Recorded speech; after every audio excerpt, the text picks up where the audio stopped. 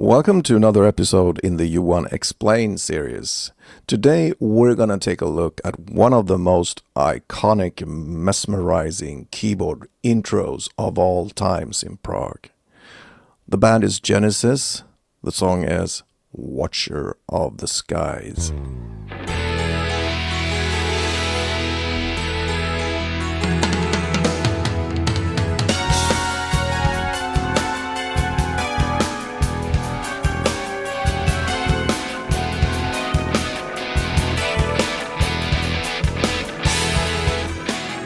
Watcher of the Skies is on Foxtrot, which was released in 1972. So I was like 9 years old. So I kind of missed it because I grew up on Seconds Out by Genesis. And it wasn't until later on that I heard this keyboard intro and the song Watcher of the Skies. And to me, this intro is it's haunting, it's mesmerizing, it's enigmatic, it's sad and emotional and dramatic at the same time. To me, it has all those components that encapsulates Genesis to me. So today we're going to take a closer look at this intro. I'll show you how to play it, and I'll also show you what keyboard sounds I think Tony Banks is using when he plays this intro. And it turns out that even though this intro is it captures you, it's not that hard to play. I'm not a keyboard player by any standards, but I figured it out. I think I got it right. I haven't seen any scores, but I think I got all the notes right. Tell me below in the comments if you disagree with me. So here we are, as usual, in my beloved Reaper, and I'll show you what I think is going on in this intro. Now, here, just get my pedal right here. Here's the first chord, which is just wonderful.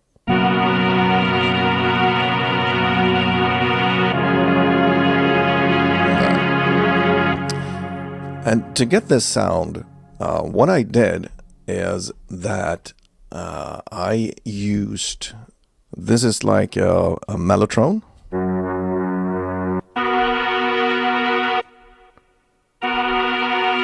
Mellotron strings. And then there is another sound which is what I think is just an organ.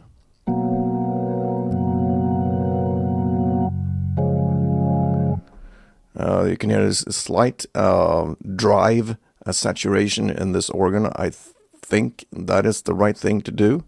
And then there is another component, which is there is a lot of reverb on this. And together, these sounds come out like this.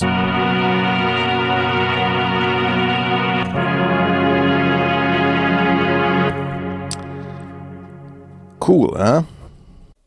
You can see we have this virtual keyboard at the bottom of the screen, so you can see exactly what keys I'm pressing in real time.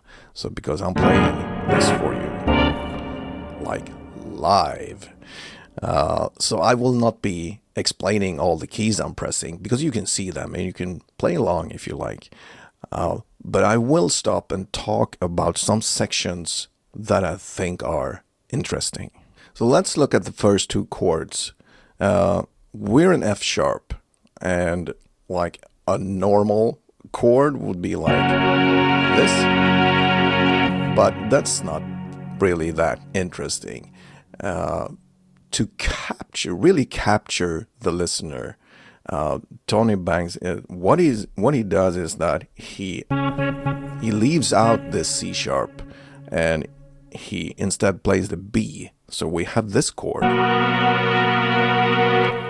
which creates this tension, which I think is because you have the dissonance here, like this interval, which is kind of cool. And this is what captures me, at least, and puts me in this dark mood, and I'm like, whoa, I need to listen to this. That's how I see it. So we have tension, and we need to resolve it. tension, resolve, and back, tension, resolve. That is beautiful. Now, what happens next is that Banks is flirting a little bit with the circle of fifths. It's like he tricks you to think that this is gonna be like all romantic and simple and all that, and you're like, yeah, I got this, but you gotta be on your toes. He makes it exciting because he breaks this pattern with some really unusual major chords that break you out of that circle of fifths thinking. Let me play you that. The beginning, and then we have beautiful but simple. Okay, I got it. Suddenly we have G major, which doesn't make sense, but okay. And then back. Okay, I understand this. Then we have that tritone. We have the F sharp tritone, which makes it really weird and keeps you on your toes listening, wondering what's going to happen next. And that tritone is the cue for the really interesting parts that comes after.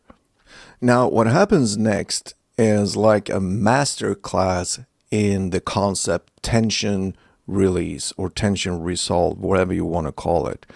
The next chord is like this dissonant, tight interval tension chord that really is like, whoa, what is happening? And then he builds that with the next chord, which has even more tension and is even more demanding.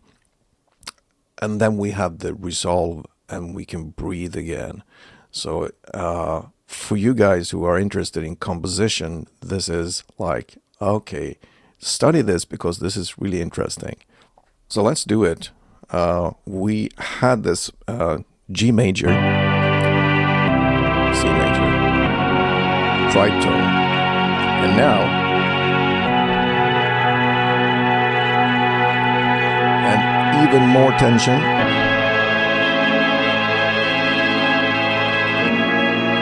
Resolve, so we can breathe again. What happens next is that we build up into the final part, which is my favorite part, which is the ending. I think it's just wonderfully written. So we build in a series of chord progressions that builds up into this ending. And I'll play you that and I'll talk a little bit about that. So I think we are here.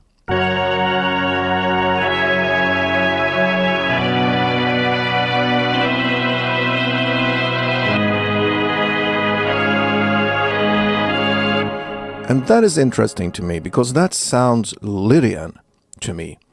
We're in G sharp and in minor. So let's transpose to the parallel key, which is C sharp. And that's the major scale. But the Lydian scale is, that's the Lydian note right there.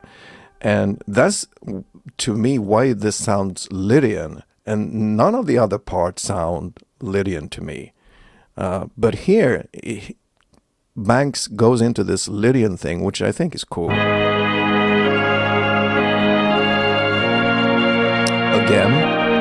Lydian. Again.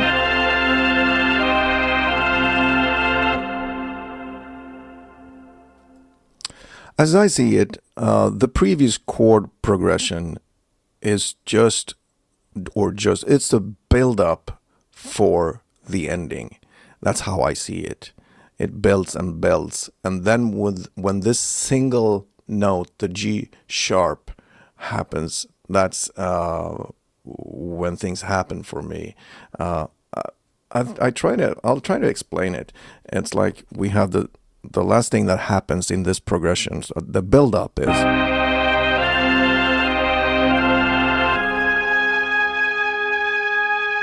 and it sounds so dramatic and sad, I think, because we're in F major, and this G sharp, that is the note that makes F minor. I think that is why it works so well, why it's so dramatic and sad. And that single note, it makes me listen and builds that anticipation, what's going to happen next. So we have,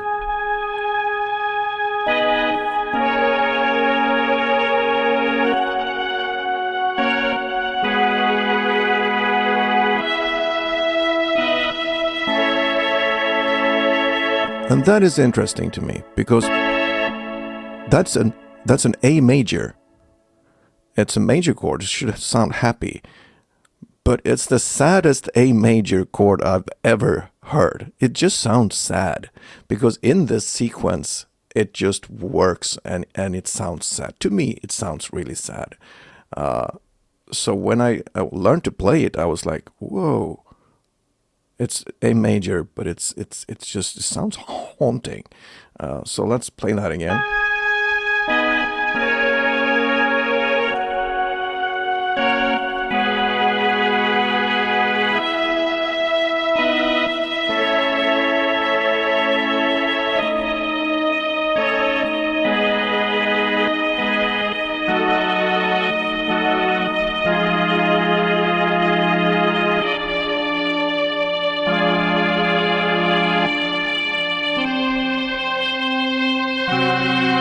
That's that tritone again.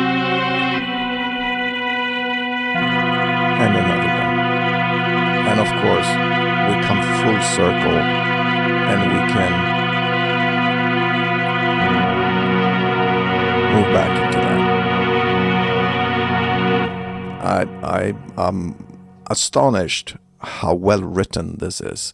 And at the same time, it's not that hard to figure out to play it. But it's just an amazing keyboard intro that has captured prog fans for decades. And I understand why this is like the best concert intro ever. If I ever gonna be on stage again, I have this feeling that why don't we start with the Watcher of the Skies intro? This piece of music is just so beautiful to me. I use the word iconic and mesmerizing because I mean it. I think this is a wonderfully written piece that is so iconic because everybody knows it. Everybody feels that this is special. This is something amazing. I just love it. And as usual, thank you so much for watching. It really means a lot to me that you guys are watching my videos. And if you like my content, please hit that like and subscribe and all these bells and whistles and buttons you have on YouTube. And if you like my content, please share my videos. Thank you so much for watching.